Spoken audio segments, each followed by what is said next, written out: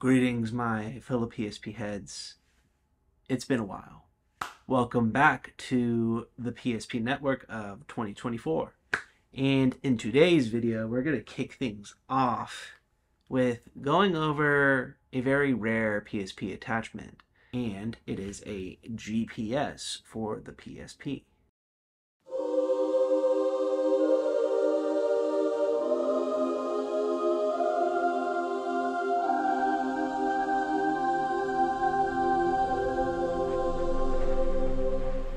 Happy New Year, everybody, and welcome back again to the PSP Network, where we celebrate the greatest handheld of all time.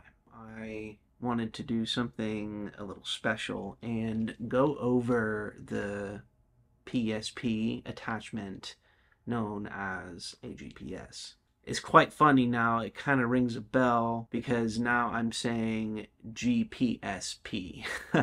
So that's what the title of this video is going to be. So I know that Sony wanted to beef up their PSP console, run of the line, make it just a little bit more interesting. They came out with the camera, and we've covered that many times. You've seen it showcased for the PSP Chronicles, and I hope you guys have enjoyed those kinds of videos as well. But there is some GPS software you can use to actually navigate to your destinations of choice with the PSP. You can see it here. It's called Go Explore. Came out on the PSP. Now, this game is for the UK. However, you can download DLC maps, and I just so happened to download the Canada and US map. So now we can go load it up, and we can actually navigate using a PSP while you're driving a car, which is absolutely insane. These things are older technology. It's about 2 decades old at this point, so you're going to need to go outside in order to get a GPS lock on this thing. And you'll need to have a clear day, just like it is today. We'll go out in a second. But getting a GPS lock may take 3 to 5 minutes, depending on what your settings are. Just give it time to get that GPS lock. And once it gets that GPS lock, the accuracy will be pretty darn high. With that being said, guys, let's go outside and get a GPS lock on to go take in our car. Alright guys, we are out here. As you can see, there's not a cloud in the sky. It has about 5 numbers now and 5 dots on this little globe right over here. So any minute now we will be getting a GPS lock on our PSP. Alright, so it just made a dinging sound. If, again, you're going to be using a GPS device like this on your PSP, definitely recommend using it on a clear day. We now have 6 numbers. We have this golden satellite logo here. The accuracy is high, and it can tell our speed as well, which is super cool.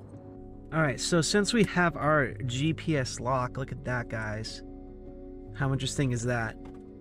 We're gonna take a trip to our supermarket, and we're gonna see the accuracy of this device. Alright, as you can see here, it has a pretty decent GPS lock on it. So yeah, I find that to be pretty darn interesting, if I do say so myself. See, so it has a pretty good GPS lock on, and it's pretty darn accurate with the roads here. Yeah, I absolutely think that this is so fascinating. And if anybody's looking to have a GPS attachment on their PSP, I highly recommend it.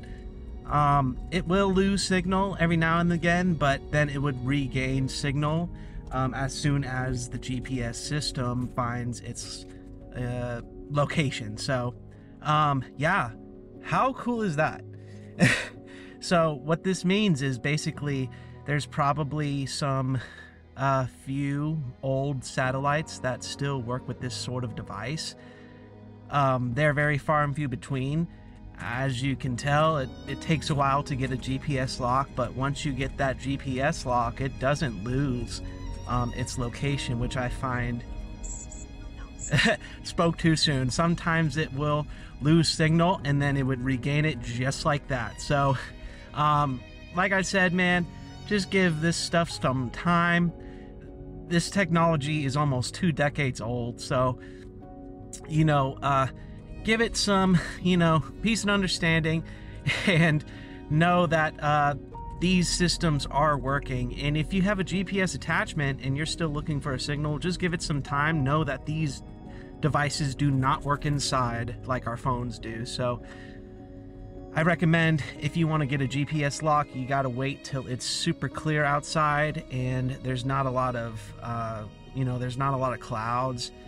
It is a super clear day, as you can see, no clouds in the sky. So just keep that in mind. And get yourself a GPS attachment today, guys.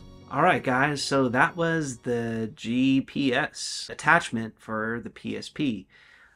It's just absolutely mind-boggling that you can get an attachment like this, because it really showcases how the PSP was a phone back then. So that just separates itself further. I think it's really fascinating that you can navigate and use this as a navigation tool if you're like an Uber driver or a taxi driver or something like that. I just think this is so cool to bring on the road with you, and say you're taking a pit stop or a break or something while your gas is filling up, you can like take it off a car mount and just play it. You know how it is over here. We like to go through the interesting things that the PSP can do. So I hope you guys enjoyed that video, and if you haven't done so already, please like and subscribe to the channel and hit that notification bell so you're notified when I upload my latest PSP content. We have a Discord that is down in the link of the description below, so go ahead and click on that. And we welcome you into our active PSP community, and we would absolutely love to have you. With that being said, guys, I will see you in the next video. Peace out.